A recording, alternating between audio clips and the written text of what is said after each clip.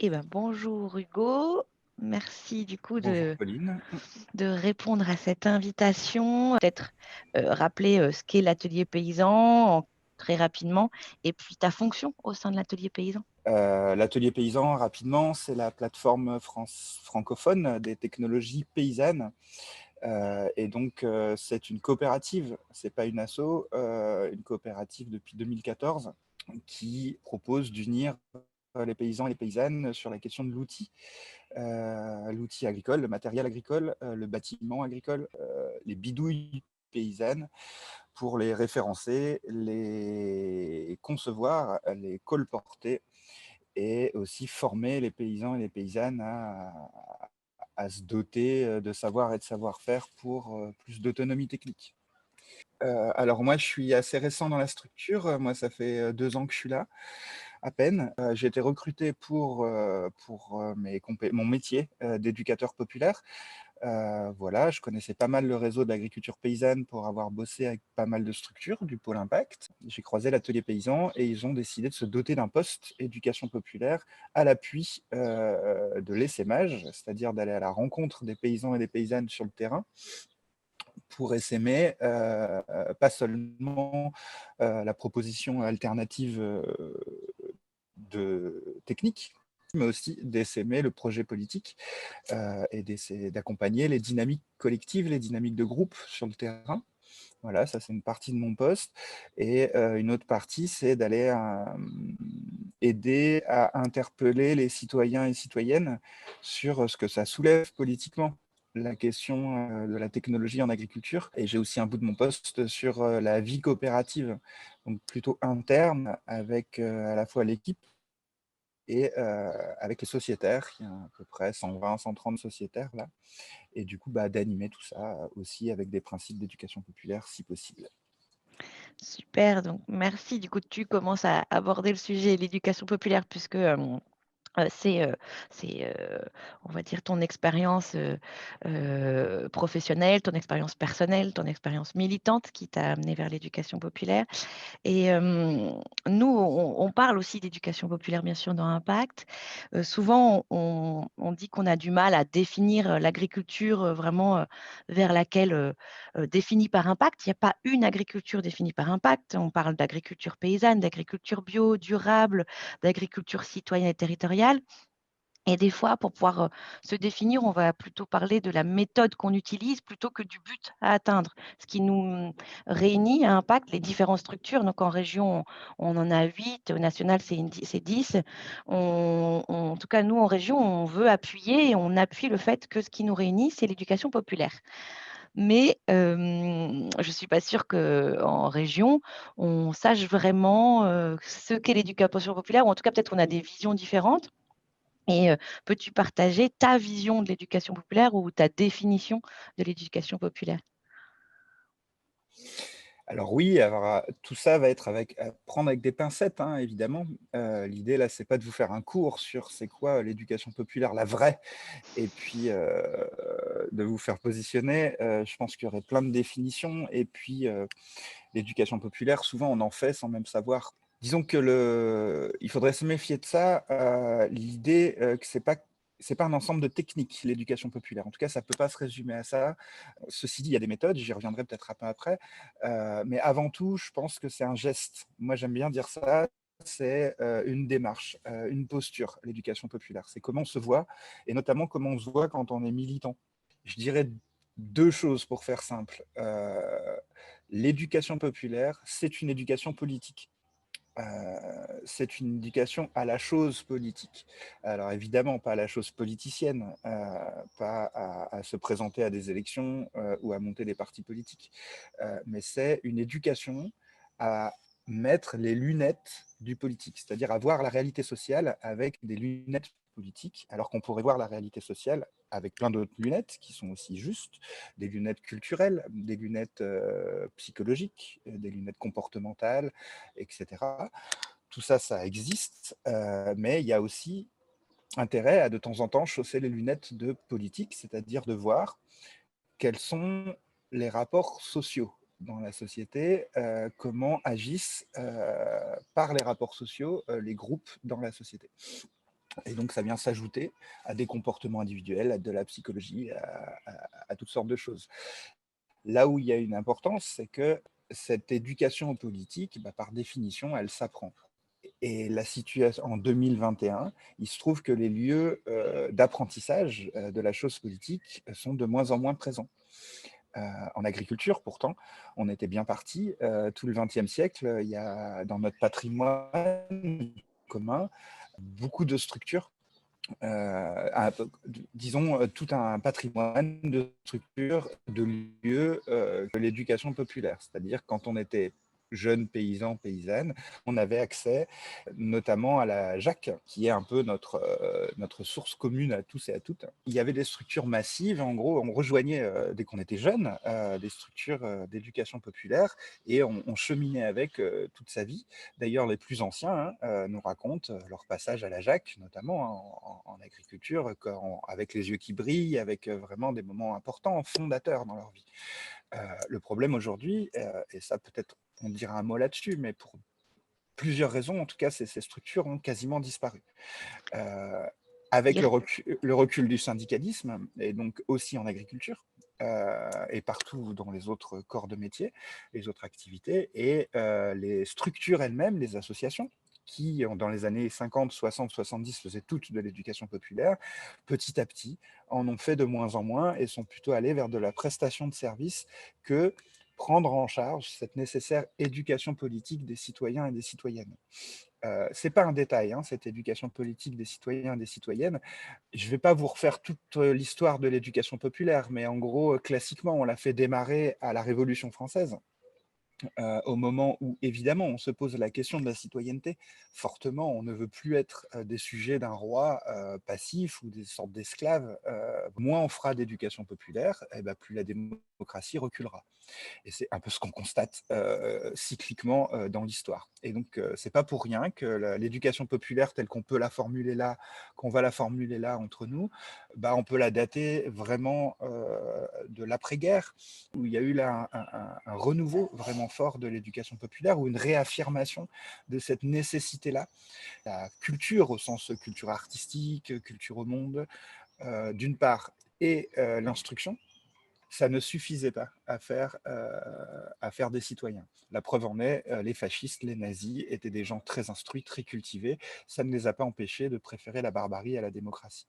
Et donc, en sortant de la guerre, eh ben, se sont remontés des structures d'éducation populaire pour pratiquer cette éducation politique. La JAC s'est transformée en MRJC pour la jeunesse, qui est du coup aujourd'hui un des derniers mouvements de jeunesse en agriculture.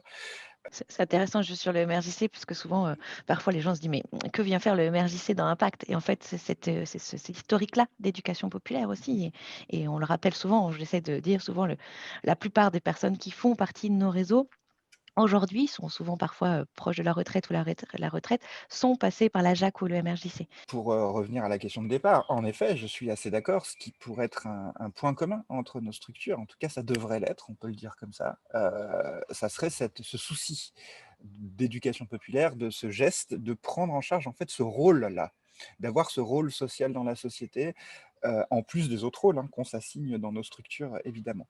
Et donc ce rôle, on pourrait le résumer en nous avons la mission, Atelier Paysan et chaque structure du pôle impact, de consacrer de l'énergie et des moyens à ouvrir des espaces. Moi, je trouve que ça, c'est une bonne définition aussi de l'éducation populaire, c'est ouvrir des espaces sécurisés, c'est-à-dire pas sur du temps libre, c'est que si vous ouvrez à juste un espace bénévole le mercredi soir de 18h à 20h pour une conférence débat voilà, dans un lieu alternatif, eh ben, on a tous constaté, et toutes, ceux et celles qui ont vécu ça, que ça crée une sociologie très homogène. En fait, c'est pas n'importe qui peut consacrer du temps un mercredi soir de façon bénévole à venir se cultiver politiquement. Et donc, ça ne peut pas se résumer à ça, l'éducation populaire. Ça ne peut pas se résumer à organiser une conférence débat. Idéalement, c'est de la formation. Idéalement, c'est de la formation professionnelle. C'est sur nos temps de travail, c'est sur nos lieux de travail, c'est sur les fermes directement, c'est dans les usines, c'est partout. C'est pour ça que le syndicalisme devrait se rappeler ça, par exemple, et nos structures où nous, on mêle, hein, du bénévolat, du professionnalisme. On est dans la vie des paysans et des paysannes qui ont engagé toute leur vie, hein, sur leur ferme. C'est pas juste un engagement bénévole. À nous, du coup, structures associatives professionnelles, à ouvrir ces espaces-là le plus possible. Et donc, ça peut être des conférences-débats, mais il faut multiplier et cumuler nos imaginaires pour ouvrir tous les espaces possibles, toutes les occasions possibles. Tout est bon comme prétexte pour ouvrir un espace d'éducation populaire. Le mot prétexte est important, hein. C'est vraiment ça. Par exemple, si je vous donne l'exemple d'une MJC, le but d'une MJC n'est pas de faire un atelier yoga ou de faire un après-midi couture.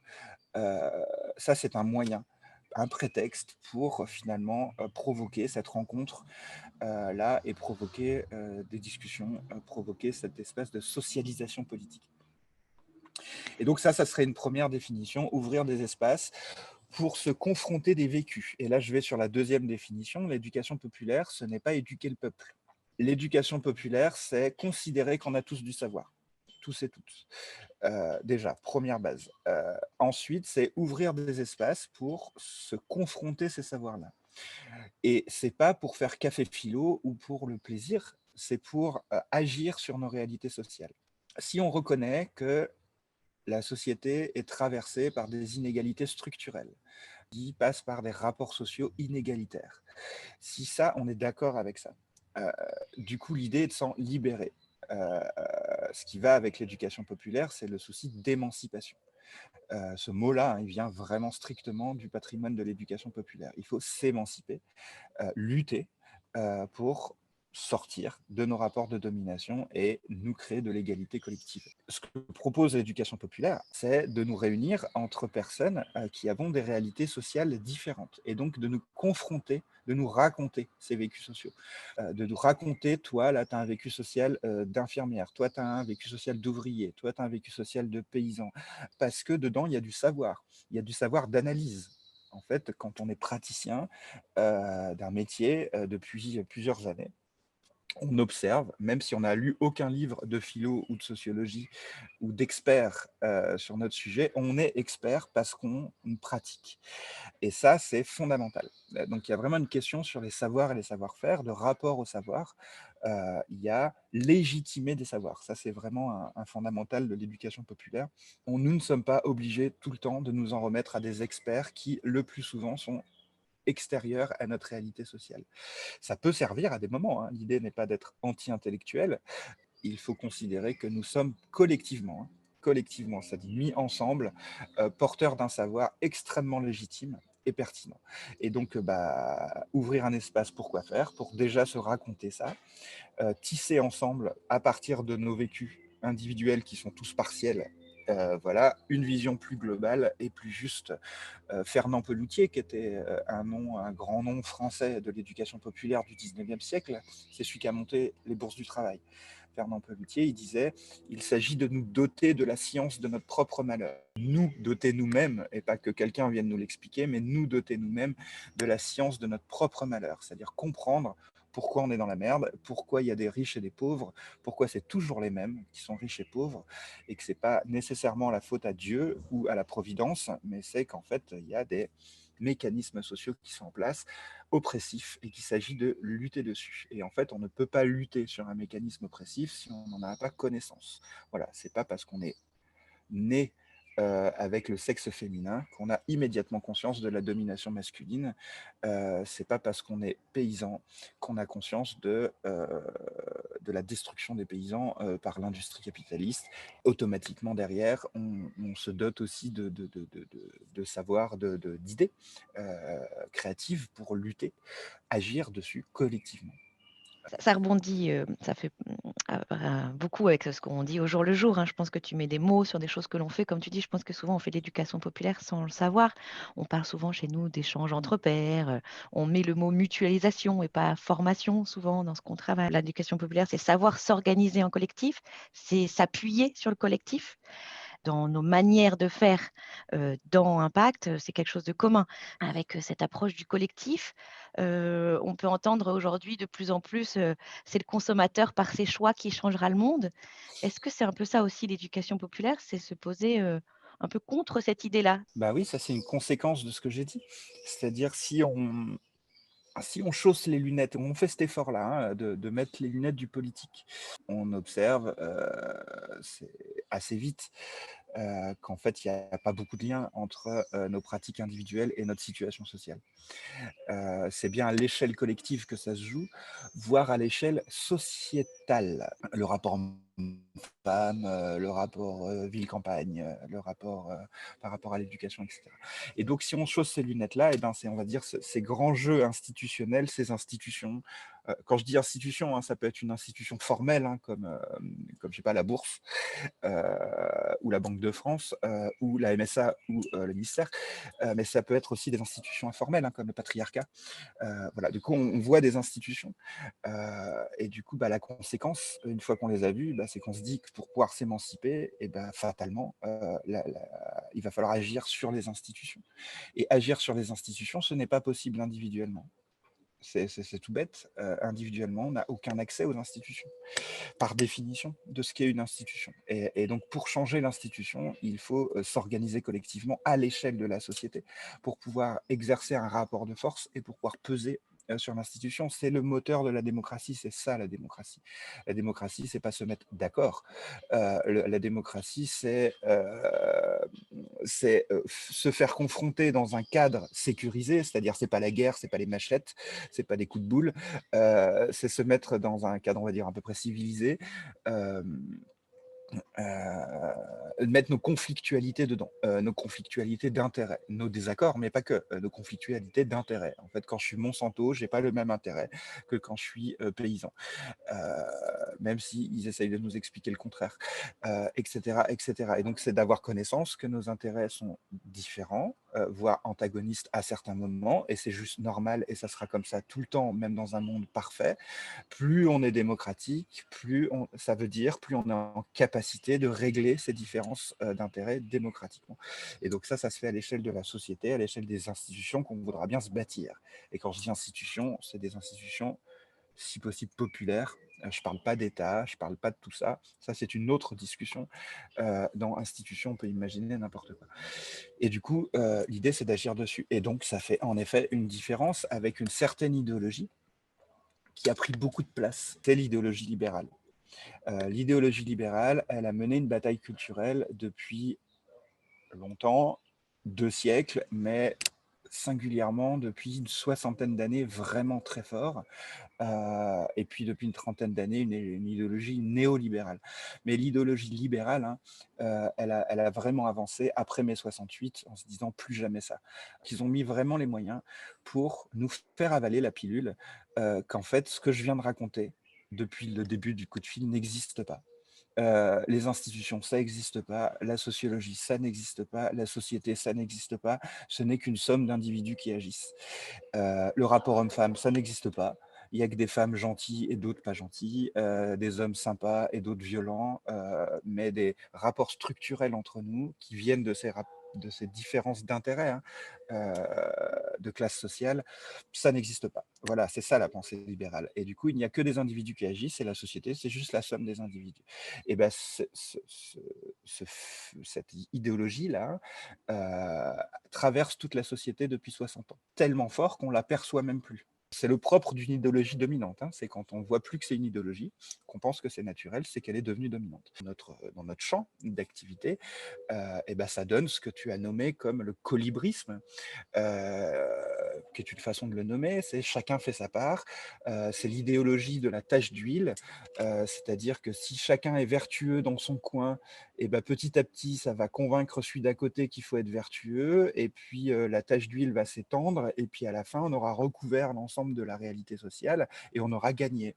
Et donc ça, c'est précisément une lecture complètement opposée à celle que je défends. C'est considérer qu'il n'y a pas d'institution, c'est considérer qu'il n'y a pas de différence d'intérêt, qu'on va juste s'adresser rationnellement à des gens, On va leur expliquer calmement, hein, c'est ce que disent les politiciens quand on se dit on va faire de la pédagogie tranquillement, et puis on va pouvoir exercer des rapports de domination tranquillement en expliquant que c'est de la pédagogie. De dire ça ne veut pas nous dédouaner de toute responsabilité individuelle. Dans l'idéal, il faut faire les deux, c'est-à-dire qu'il faut évidemment agir le plus vertueusement possible là où on est, mais il ne faut pas mettre un signe égal entre ça et transformer la société. Voilà, l'erreur fondamentale, elle est là. Alors non seulement c'est une erreur tactique, parce que ça n'arrivera jamais. Ce n'est pas parce qu'on préserve les graines paysannes, les semences paysannes, qu'on va faire s'effondrer les semenciers industriels. Ce n'est pas vrai. Ce n'est pas parce qu'on fait des stages de soudure à l'atelier paysan qu'on va faire reculer John Deere. Ça n'arrivera pas comme ça. Pourquoi c'est problématique politiquement? Parce que c'est injuste, parce que ça sous-entend qu'on est tous capables de la même chose alors qu'on ne part pas du même endroit. Et donc, c'est une violence sociale extrême. Vu les valeurs que nous proposons, nous ne pouvons pas nous-mêmes renvoyer cette idéologie réactionnaire aux gens. Et je vais juste finir ça, c'est-à-dire leur dire, en fait, il n'y a pas de problème de politique alimentaire en France, il y a juste des enfoirés qui ne prennent pas l'effort de traverser la rue pour aller à la Biocoop ou aller à la MAP, ou de résumer toute la complexité de l'agriculture et de l'alimentation à t'as qu'à traverser la rue et aller à la Biocoop, ce que des fois nous sommes tentés de dire. Et donc il faut avoir conscience de la violence du truc, ou de façon symétrique vers les producteurs. En fait, il n'y a pas de problème de production en France, il y a juste des gens néfastes qui utilisent des pesticides. T'as qu'à traverser la rue et arrêter d'utiliser des pesticides. Regarde, moi j'y arrive. Merci Hugo, ça toujours pareil, hein, ça fait écho à beaucoup de choses qu'on entend et que l'on pratique au jour le jour. Il y a 2 choses que je voudrais remettre en avant. C'est peut-être, on souffre aujourd'hui dans toutes nos structures quand même, d'implication bénévole, de recrutement d'administrateurs, administratrices. C'est vraiment quelque chose, qui est, présent dans toutes nos structures et pas qu'en région centre, et je trouve qu'on peut bien le mettre écho avec, cette, domination d'une pensée libérale qui voudrait dire que seul on peut y arriver et que seul, on n'a pas besoin de se mettre en collectif pour avancer, il suffit de changer nos pratiques au quotidien, et donc rappeler cette idéologie, collective, d'éducation populaire, et que c'est ça, en tout cas, qui nous réunit, fait aussi, en tout cas chez les jeunes dans nos réseaux, qui des fois viennent voir nos réseaux, mais viennent un petit peu en consommer les services de nos réseaux, mais ils ne voient pas l'intérêt de s'engager, plus dans nos réseaux en tant qu'administrateur, administratif. Je pense qu'il y a là, tu expliques en tout cas cette problématique, c'est une des raisons, et c'est peut-être aussi une des solutions, réinvestir l'éducation populaire, rééduquer, se rééduquer ensemble, politiquement pour, comprendre l'enjeu de s'investir dans nos structures ou dans d'autres, hein, en tout cas de se réinvestir collectivement. Et il y a une deuxième chose qui rebondit, tu parles beaucoup, hein, en fait, de rapports de domination sociaux, hein, dans l'éducation populaire et dans tout ça. On a parfois un souci, c'est que par exemple, tous les agriculteurs et agricultrices qu'on va installer, beaucoup d'entre eux sont issus du milieu, hors cadre familial. Pas mal sont des urbains qui viennent se reconvertir. Les personnes que l'on touche sont parfois des personnes que l'on appelle instruits, éduqués, c'est-à-dire niveau bac plus 5, etc. Et on touche moins peut-être les agriculteurs qui sont là depuis des années, le milieu agricole, plus conventionnel. Est-ce que c'est un peu antinomique avec, notre notion d'éduc-pop, que l'on prône dans notre réseau? Ah. Ça sera antinomique de ne pas agir dessus. De ne pas agir dessus. Là, l'idée n'est pas, encore une fois, je pense peut-être on aurait dû commencer par ça. L'idée n'est pas de se flageller. À aucun moment, on fait un peu ce qu'on peut avec ce qu'on a. Et donc la situation sociologique dans nos structures d'agriculture paysanne, il faut d'abord le voir comme ça. On fait ce qu'on peut avec ce qu'on a. Ceci dit, je suis d'accord avec toi, peut-être nous avons le devoir, vu que nous avons chaussé les lunettes de voir du structurel, de voir le structurel dans nos propres rangs. Et donc, en effet, nos propres rangs sont structurés socialement, fortement. C'est pas anodin. C'est pas anodin, et voir, ça a l'air d'être de pire en pire. C'est-à-dire que de plus en plus, on s'adresse à des surdiplômés, des villes de, on va dire, la petite bourgeoisie, dont je fais partie. Donc, donc je le dis tranquillement, les classes instruites, pas forcément riches financières, mais instruites. Et ça veut dire quoi? Ça veut dire 2 choses. Ça veut dire c'est une conséquence de, avant tout, hein, de, la situation sociale en agriculture. En fait, c'est un parcours du combattant de s'installer et en fait, c'est quand même beaucoup plus facile, quand on a bac+8, pour aller affronter, ce parcours du combattant. Ça veut dire aussi qu'il se joue quelque chose autour de l'imaginaire. Heu, C'est-à-dire que probablement quand on est issu, de classes très populaires, heu, qu'elles soient des villes ou des campagnes d'ailleurs, nous n'avons pas accès dans notre imaginaire à une porte de sortie, qui serait de dire: «Allez tiens, je plaque, le monde d'avant et je vais, m'installer, comme paysan, paysanne», hein, parce que c'est quand même beaucoup dans nos rangs, hein, c'est ça, hein, la sociologie, hein. C'est des gens qui étaient partis sur un autre parcours, de par leur construction sociale et qui, opèrent une bifurcation.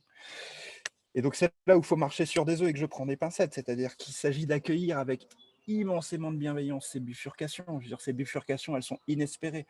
Les, nos copains et copines qui franchissent le pas et qui décident de s'engager dans ce changement de vie incroyable qui est de devenir paysan ou paysanne, il faut les accueillir, mais sans coup férir, sans trembler et sans hésiter. C'est génial et ça va sauver avant tout leur vie à eux et à elles. Déjà, c'est énorme et que c'est quasiment inespéré vu la situation dans laquelle on est, qu'il y en ait autant. Voilà. Après, je pense qu'il faut qu'on soit extrêmement lucide sur deux choses. Un, ce n'est pas en train de changer le monde. En fait, ça va pas suffire. Voilà, je refais pas tout l'article, mais nous ne sommes pas en train de changer le monde en faisant ça. On est en train de changer notre monde, on est en train de changer nos vies, on est en train de poser quelques graines, on est en train de faire des choses fort utiles pour la suite, mais on n'est pas en train de changer le monde, mais on n'est pas dans le monde d'après.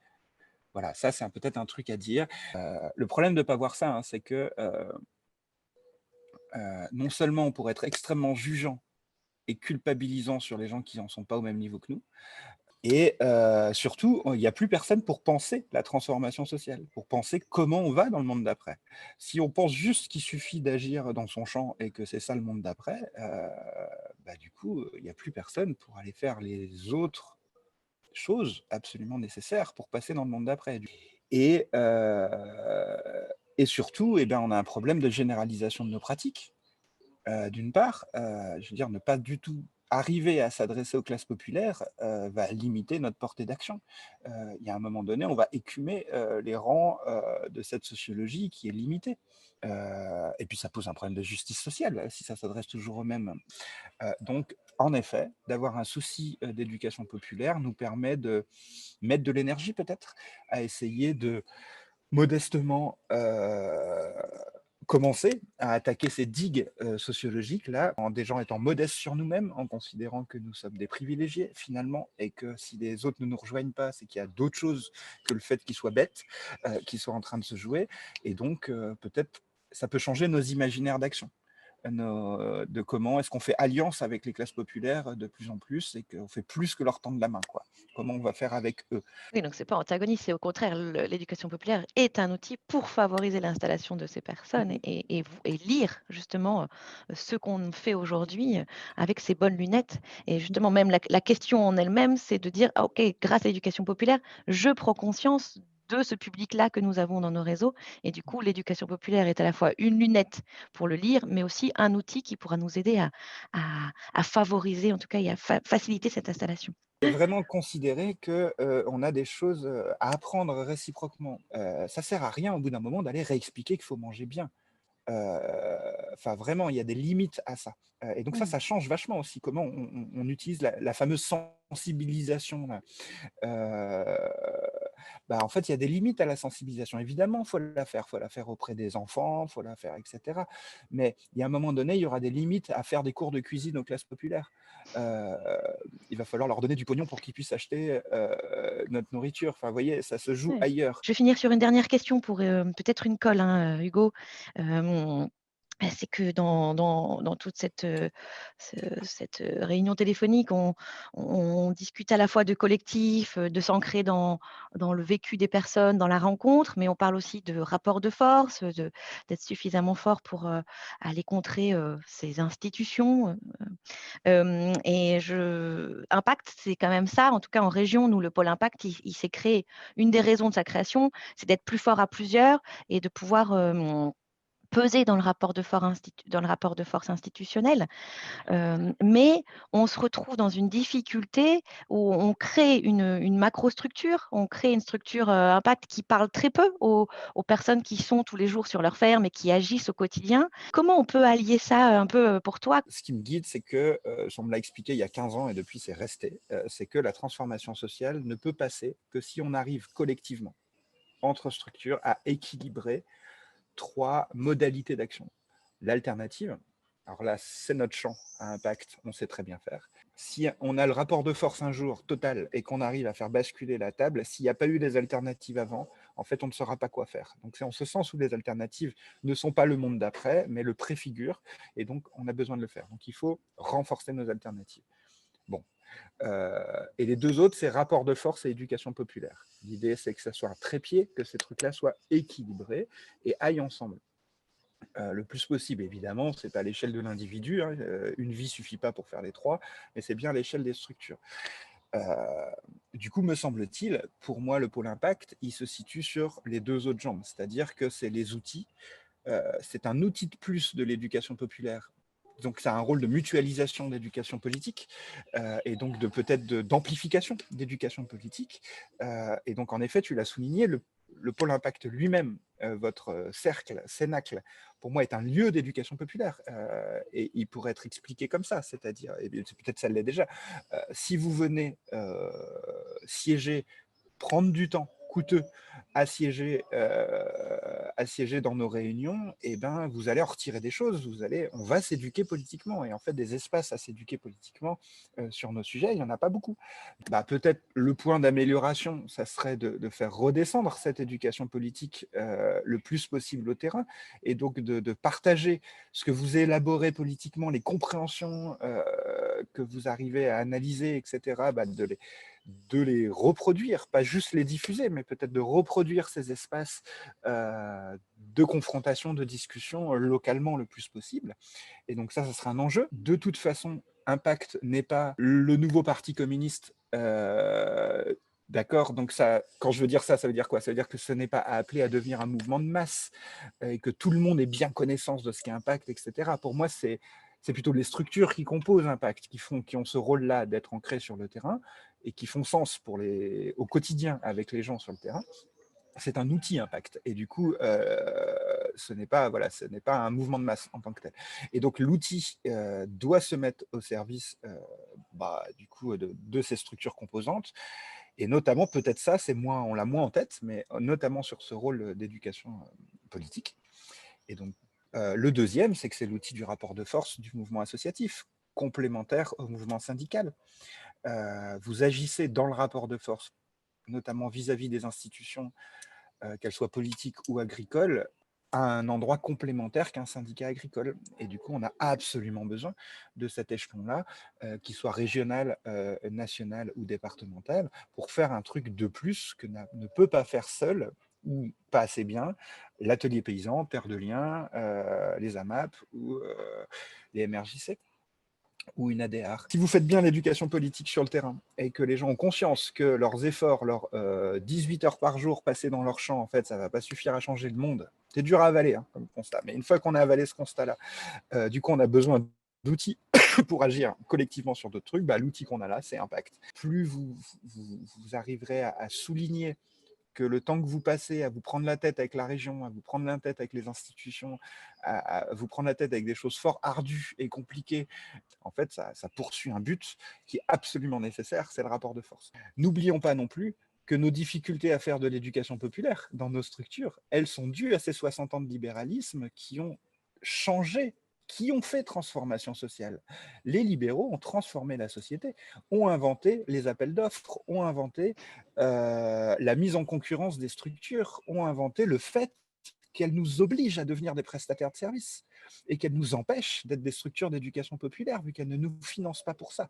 Elles nous financent uniquement pour nous adresser à des individus consommateurs. Tout ça est voulu, pensé, institutionnalisé et d'une violence extrême pour chacune de nos structures.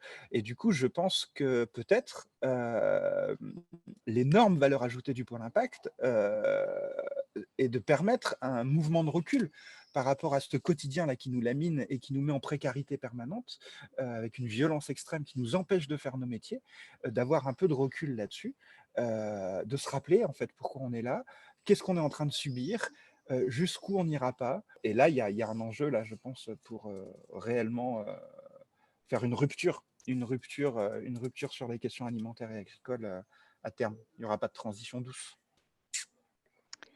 Merci beaucoup, Hugo. Ça, en tout cas, moi, ça me fait du bien d'entendre tout ça. Ça rappelle pourquoi on est là dans ces structures, à travailler des fois beaucoup, un peu trop. Et j'espère que voilà, ça motivera en tout cas tous nos bénévoles et salariés et remettra du sens dans nos actions quotidiennes. Merci, Hugo. Et puis, à Merci à toi, bientôt. Pauline.